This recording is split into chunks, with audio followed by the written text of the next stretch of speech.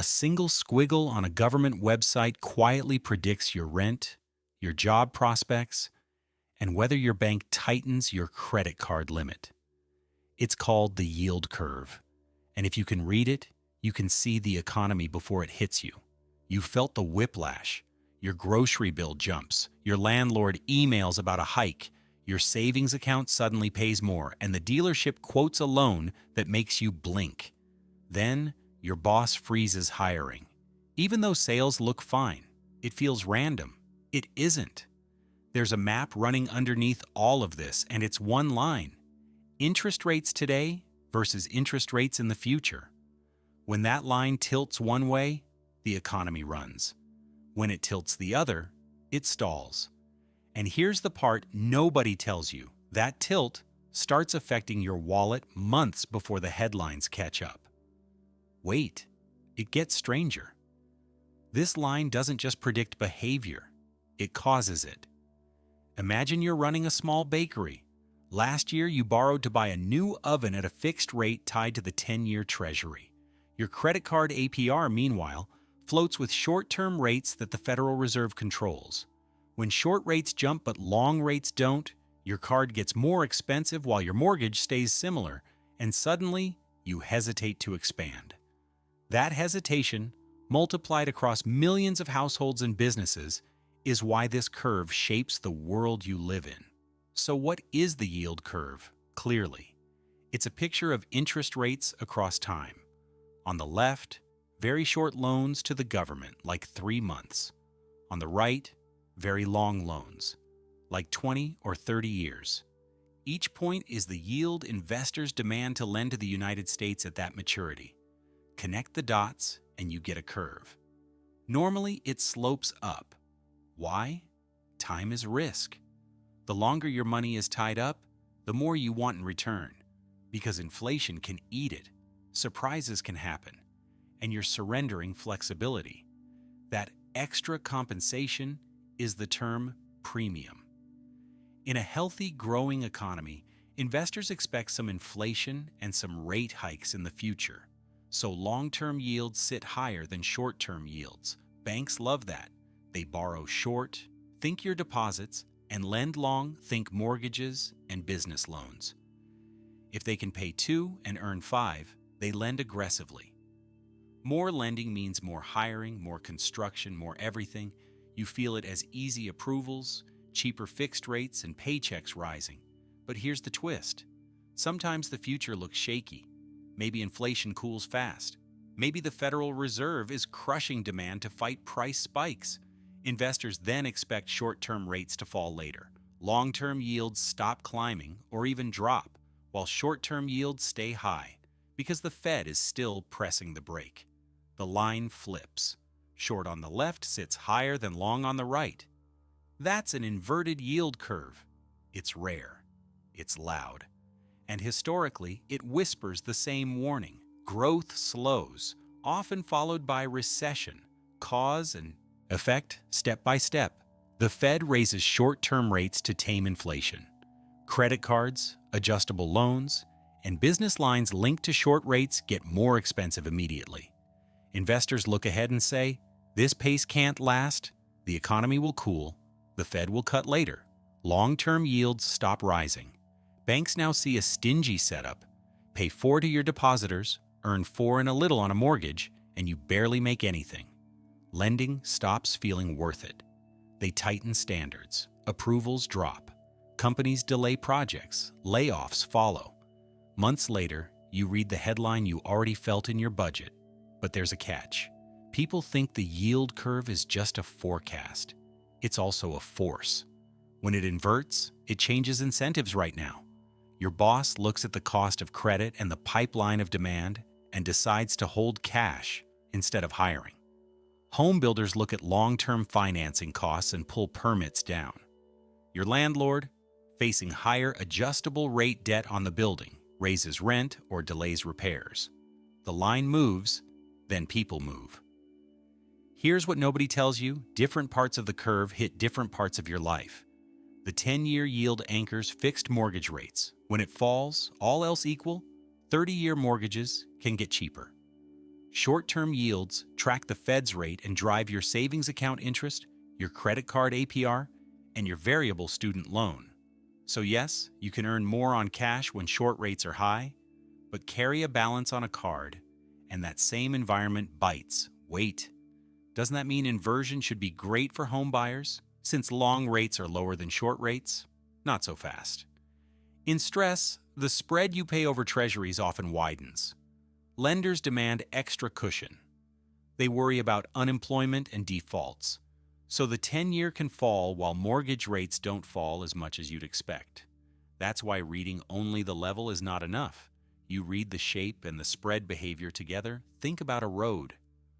A normal, upward sloping curve is a gentle downhill for lenders. Gravity helps. An inverted curve is uphill with a headwind. You can still pedal, but you get tired fast. Banks are bikes, households are bikes, small businesses are bikes. If the hill gets steep enough for long enough, the pack slows. That's when the real problem starts. Let's get concrete. Picture Maya, who runs that bakery. In a steep, normal curve world, her bank pays very little on deposits and earns much more on 5-year loans, so they're eager to fund her second location. She locks a fixed rate linked to the 5-year treasury plus a spread. She hires, she buys flour, she sponsors the soccer team. Now flip to an inverted curve. Her bank is paying high yields to keep deposits from leaving for money market funds that invest in short-term treasuries. The new loan offer? More expensive relative to their costs, with stricter terms. Maya pauses. She keeps the old oven. The landlord of the vacant space doesn't get a tenant. The contractor doesn't get the job. The soccer team loses a sponsor. One line, 1,000 echoes. Now the twist under the twist. Sometimes the long end of the curve moves because of global demand, not just domestic outlook. Pension funds in Europe, insurers in Asia, and central banks buy long treasuries for safety. When they buy, they push yields down, sometimes below where a simple forecast model would put them. That can exaggerate or mute the curve's message. It doesn't break it. It just means you watch more than one signal. Which signals matter? Start with the 2-year minus the 10-year spread. When the 2-year yield climbs above the 10-year, that's a classic inversion. Then look at the 3-month versus the 10-year. That one captures the Fed's grip more directly. In past cycles, a deep, sustained inversion there preceded downturns with a lag. Not days, often many months. Why should you care? Because the lag is your window to act while most people are still ignoring it. You might be thinking, tell me the exceptions. Fair. There are periods where the curve briefly inverts and no official recession follows right away. Or inflation stays stubborn and long yields rise back up, uninverting the curve without a downturn. But even then, credit typically tightens, risk assets wobble, and growth slows relative to trend. And here's the part that changed everything for me. The yield curve is not an oracle. It's a probability map. When it tilts, odds shift. Smart money adapts. So how do you use this without becoming a bond trader? Start with your debt. If the curve is steep and rising, fixed long-term borrowing can get pricier. Locking a rate sooner can save you. If the curve is inverted and you carry variable rate debt, prioritize paying it down because short rates are punishing. If you need a big purchase and the long end is falling, shop carefully. Lenders may widen spreads, but you can still negotiate. For your savings, high short-term rates are a gift. Cash stops being trash. Building an emergency fund in high-yield savings or short-term treasury bills makes sense when the left side of the curve is elevated. But here's the twist. If the curve screams slow down, you might want more liquidity than usual because layoffs tend to follow credit tightening. Holding 6 months of expenses becomes 9. If you invest, the curve helps you frame risk. A steep, normal curve aligned with rising growth can support cyclical stocks and credit. An inverted curve warns that earnings might come under pressure. That doesn't mean sell everything. It means tighten your process. Favor quality balance sheets. Consider that cash and short treasuries may suddenly pay decent income with low risk. You don't have to chase. If you're thinking about a job move, the curve is a quiet career advisor. During deep inversions, new hire rescissions spike, and industries tied to borrowing, construction, autos, startups get cautious. That dream jump for a signing bonus? Still possible, but have a runway. Ask harder questions about funding and pipeline. Remember our bakery? When the curve normalizes, when short rates fall below long rates again, banks breathe. Lending standards ease. Maya gets the green light. You feel it as approvals, new openings, and hiring signs. The line slopes up and the economy finds downhill again. That circular arc is why watching the curve makes you feel like you're seeing around corners. Here's the simple version. The yield curve shows what money costs now versus later. Upward slope, fuel flows, growth breathes, flat, caution, inverted, breaks. Here's what's actually happening under the hood.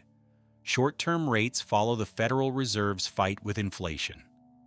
Long-term rates reflect where markets think that fight is going, plus extra pay for locking money away.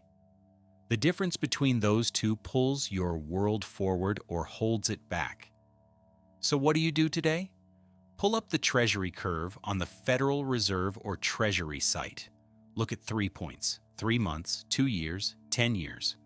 Is the left higher than the right? That's inversion. Is the right climbing faster than the left? That's steepening.